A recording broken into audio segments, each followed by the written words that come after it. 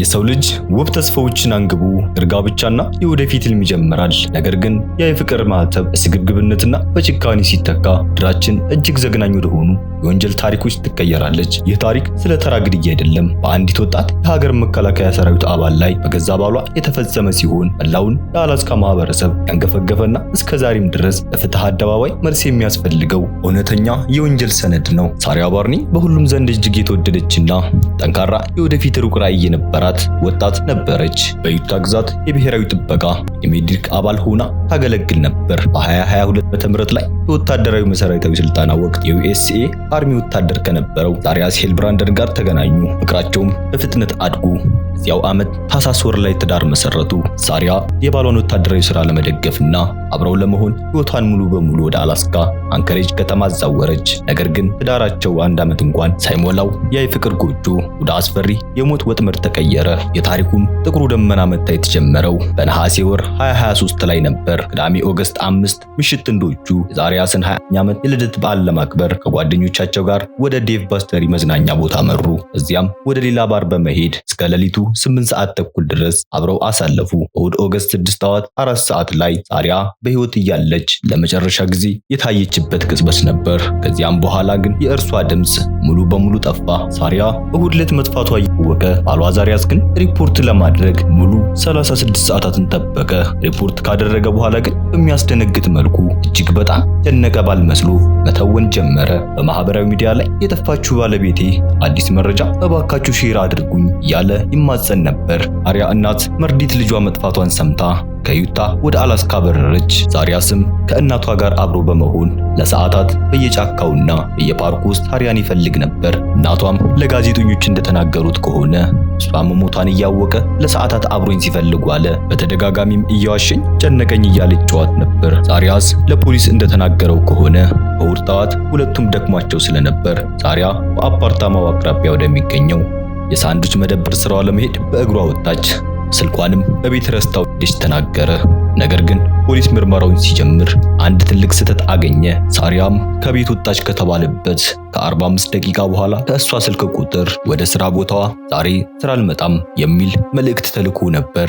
የስራ ባልደረቦቿም የክሪግን ቁጥር ሰጥ እሱን እንድታናገረው ሲነግሯት መልእክቱን የላከው ሰው የክሪግ ቁጥር የለኝም ብሎ መለሰ። ነገር ግን እውነታው የክሪግ ቁጥር በሳሪያ ስልክ ላይ ብሬድ ብሪቭ ተብሎ ተቀምጦ ነበር። መልእክቱንም የላከው ሳሪያ ሳትሆን ስልኳን እቤት ውስጥ ይዞ የቀረው ገዳዩ ባሏ ነበር። መርማሪዎችም በአፓርታማ ውስጥ ፍተሻ ሲያደርጉ የሁለቱም አልጋ ላይ ምንም አይነት አንሶላ አልነበረም። የወንጀል ምርመራ ቡድን አልጋውን ሲያነሳው ግን ያዩት እጅግ ዘግናኝ ነገር ነበር። የአልጋው ፍራሽም በሰው ደም ሙሉ በሙሉ ተጠምቆ አልፎም ወደ ምንጣፉና ወደ አልጋው የእንጨት ፍሬም ውስጥ ዘልቆ ገብቶ ነበር። መርማሪዎችም በአይን የማይታየውን ደም በብርሃን የሚያሳይ ብሉስታሪየም የተባለ ኬሚካል በቤት ውስጥ ሲረጩ በመታጠቢያ ቤት ወለል እና በገንዳው ውስጥ ሙሉ በሙሉ ተንፈሶ እንደነበርና ወንጀሉን ለመሸሸግ ከፍተኛ የጽዳት ሙከራ ተደርጎ እንደነበር አረጋገጡ። ፖሊስ የዛሪያስን የባንክና የግዢ ታሪክ ሲመረምሩ በእሁድ ዕለት ብቻ 3 ጊዜ ወደ ቡቲክ በመሄድ አንሶላ፣ ፍራሽ መሸፈኛና የደም ማጽጃ ሃይድሮጅን ፕሮክሲድ እንደገዛ አወቁ። በዚያውም ሳይቆም ወደ ሉዊስ መደብር መሄድ አንድ ግዙፍ የ96 ጋብሎን ተንቀሳቃሽ የቆሻሻ መጣያ ባልዲ ገዝቶ ነበር። በመጨረሻም ፖሊሶች በአየር ላይ ሰው አልባ ድሮን በመጠቀም በአፓርታማው አቅራቢያ የሚገኘው የጫካ መሄጃ መንገድ ሲፈትሹ በአንድ ባለ 5 ጫማ ጥልቀት ባለው የዝናብ ውሃ መፍሰሻ ቱቦ ውስጥ አንድ ነጭ ትራስና አስከሬን ተመለከቱ። ያ አስከሬንም የ21 ዓመቷ ሳሪያ ባርኒ አስከሬን ነበር። በግራ ግንባሯም ላይ በጥይት ተመታ ሕይወቷ አልፎ ነበር። የሳሪያ ባርኒ አስከሬንም በዛች ጠባብ ቱቦ ውስጥ መገኘቱ የወንጀሉን ማጠቃለያ ሳይሆን ይበልጡ ስብስብ የሆነ የሕግ እና የክርክር ምዕራፍ መክፈቻ ነበር። ፖሊስም አስከሬኑን ካገኘ በኋላ የ21 ዓመቱን ወታደር ዛሪያስ ሄልብራንደንን በቁጥጥር ስር አዋሉ። አሁን በፖሊስ በአቃቢ ሕግና ፊት ለፊት የቀረበው ትልቁ ጥያቄ ይህ ነበር። ይህ ወታደር በምን ምክንያት ነው ገና በ1 ዓመት ትዳራቸው ላይ ባለቤቱን በጭንካኔ ለመግደል የወሰነው የሚለው ነበር። ዛሪያስ ሄልብራንደንም ለፖሊስ የተናገረው ታሪክ መጀመሪያው ጀምሮ እርስ በርሱ የሚጋጭ ነበር።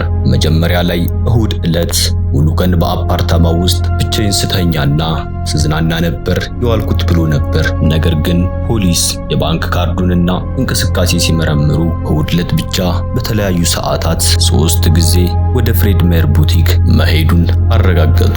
ያም የገዛቸው ዕቃዎች ተራ አልነበሩም። ዕቃዎቹም የፍራሽ መሸፈኛና የደም ማጽጃ ኬሚካሎች ነበር። ይህ ፍጹም አስቀድሞ የታቀደ የወንጀል ማጽጃ ዘዴ መሆኑን አቃቢ ሕጉ በማስረጃነት አቀረበ። የዛሪያስ የክፋት እቅድም እዚህ ላይ አላበቃም። ከግሮሰሪው በተጨማሪ ሎዊስ ወደሚባል የቤት ውስጥ ዕቃዎች መደብር በመሄድ አንድ ግዙፍ የሆነ የ96 ጋሎን የቆሻሻ መጣያ ባልዲ ገዝቶ ነበር። ይህ ባልዲ የሰውን አካል ሙሉ በሙሉ መያዝ የሚችል ነበር። ፖሊሶች ባልዲውን ከአፓርታማ ውጭ በቆመ አንድ የጭነት መኪና ጀርባ ላይ ያገኙት። በውስጡም የሰው የደም ምልክቶች ተገኝተዋል። ዛሪያስም የባለቤቱን አስከሬን በዚህ ባልዲ ውስጥ ከቶ በመውሰድ ከአፓርታማው ጥቂት ርቆ በሚገኘው ጫካ መንገድ ውስጥ ባለ የፍሳሽ ቱቦ ውስጥ እንደጣለው በቴክኖሎጂና ድሮን ምስል ሙሉ በሙሉ ተረጋገጠ።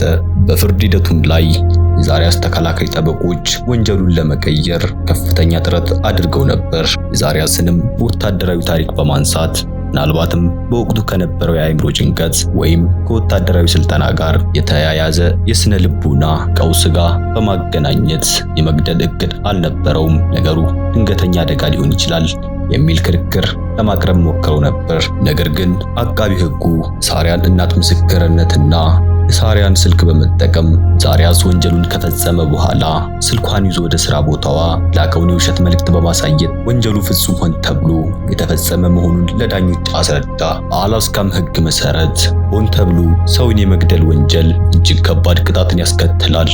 ዳኞችም የቀረቡትን የደም ማስረጃዎችና የቪዲዮ ምስሎች የ96 ጋሎን የቆሻሻ ባልዲ ግዢ ከመረመሩ በኋላ ዛሪያስ ሄልብራንደንን ሙሉ በሙሉ ጥፋተኛ ነው ማለት ወሰኑ። ዳኞችም የመጨረሻውን የቅጣት ውሳኔ ሲያስተላልፉ ዛሪያስ በወጣትነቱ በ21 ዓመቱ የፈጸመውን ዘግናኝ ድርጊት ከግምት ውስጥ በማስገባት የዕድሜ ልክ እስራት ፈረዱበት። ይህ ማለት ዛሪያስ ቀሪ ሕይወቱን ሙሉ በሙሉ ከወህኒ ቤት በስተጀርባ ያሳልፋል ማለት ነው። ሳሪያ ባርኒ ሕይወቷን ውብ ወደፊት ተስፋዋን ለሀገሯና ለምትወደው ሰው የሰጠች ንጹህ ወጣት ነበረች። ነገር ግን የእሷ ሕይወት በክህደትና በጭካኔ ተቀጠፈ። ፍትህ በምድር ላይ የሳሪያን ሕይወት መልሶ መስጠት ባይችልም ገዳዩ ግን ከሕግ ማምለጥ እንደማይችል ለዓለም አሳይቷል። ይህ እውነተኛ የወንጀል ታሪክ የሚያስተምረን ትልቁ እውነታ ክፋት ምንም ያህል ቢሸሸግ፣ በውሸት ጭንብል ቢሸፈንም በመጨረሻም እውነቱ መውጣቱንና የፍትህ ሚዛን መስተካከሉ የማይቀር መሆኑን ነው። ውድ ቤተሰቦቼ ዛሬው ቪዲዮአችን ይህን ይመስል ነበር።